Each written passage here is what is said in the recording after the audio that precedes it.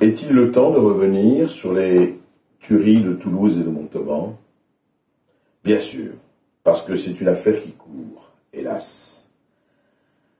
Le problème, encore une fois, c'est toutes les amalgames de part et d'autre, de toutes les stigmatisations de part et d'autre, de toutes les imbécilités qu'ont pu dire les experts autoproclamés. Rappelez-vous le premier jour.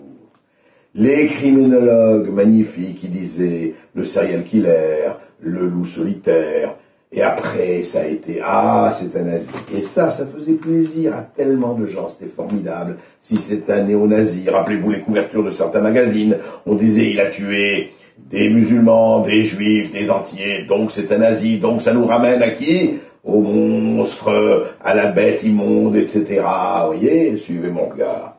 Et puis, non. Non, ce n'était pas un nazi, c'était un salafiste.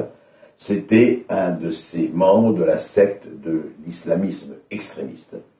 Évidemment, à ne pas confondre avec l'islam, à ne pas confondre avec l'écrasante majorité des musulmans qui n'en ont rien à faire, mais ce sont des gens embrigadés, ce sont des gens conditionnés, ce sont des gens formés, ce sont ce qu'on appelle tout simplement des fascistes. Et ce qui est extraordinaire, c'est qu'il faut encore tourner dans cette espèce de doxa de la pensée unique, de cette espèce de la police de la pensée. Il faut tourner 500 fois autour du pot pour expliquer qu'il y a une culture de la haine. Mais cette culture de la haine, nous en reparlerons, elle a frappé à Toulouse, elle a frappé au Montauban, et hélas, elle peut encore frapper plusieurs fois, jusqu'à ce que les gens se rendent compte, jusqu'à ce que chacun se rende compte, qu'il soit de gauche ou de droite, ce que ça veut dire que cette menace, que ce fanatisme.